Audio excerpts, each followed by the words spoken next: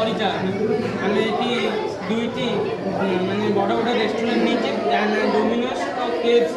କିନ୍ତୁ ଅଧିକରୁ ଅଧିକ ମାତ୍ରାରେ ବର୍ଜ୍ୟବସ୍ତୁ ବାହାରୁଛି, ସେଥିପାଇଁ ଆମେ ଦୁଇଟି ଡଷ୍ଟବିନ୍ ନେଇଛୁ, ଯାହା ନାଁ dry waste, wet waste. Dry ୱେଷ୍ଟରେ ଆମେ ଯେମିତି ରେଷ୍ଟୁରାଣ୍ଟରେ ୟୁଜ୍ କରୁଥିବା ପ୍ଲାଷ୍ଟିକ୍ ବୋତଲ ହେଲା, ଟିସ୍ୟୁ ପେପର, ଆଉ ଏତେ ୱେଟ୍ ୱେଷ୍ଟ ହେଲା ଆମେ ଯେପରି ପଚାସଢ଼ା ପରିବା ଚୋପା ହେଲା, ଡ୍ରାଏ ୱେଷ୍ଟରେ ଯେଉଁ ଆମେ କନଭେୟର ବେଲ୍ଟ ସାହାଯ୍ୟରେ ଘୂରେଇକି ଏଠି ଆମେ ରଖିଛୁ କଣ୍ଟେନର ପାଖରେ।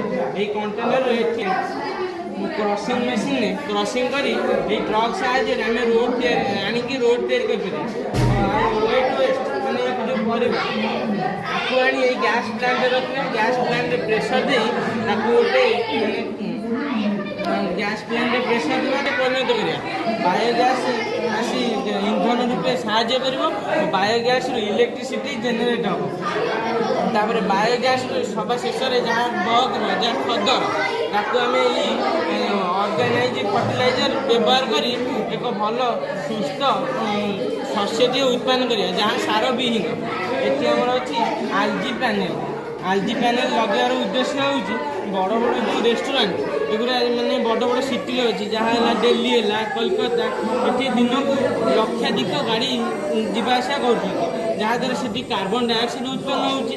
ଆମେ ଆଲଜି ପ୍ୟାନେଲରେ ଛୋଟ ଛୋଟ କ୍ଷୁଦ୍ର ରନ୍ଧ୍ର ଅଛି, ଯାହାଦ୍ୱାରା ଫଟୋସିନ୍ଥେସିସ୍ ସମୟରେ ସେ କାର୍ବନ ଡାଇଅକ୍ସାଇଡ଼ ନେଇ ଅକ୍ସିଜେନ୍ ଛାଡ଼ିବ, ଯାହାଦ୍ୱାରା ଆମେ ଗୋଟେ ସୁସ୍ଥ ଜୀବନ ମାନେ ବ୍ୟବହାର କରିପାରିବା।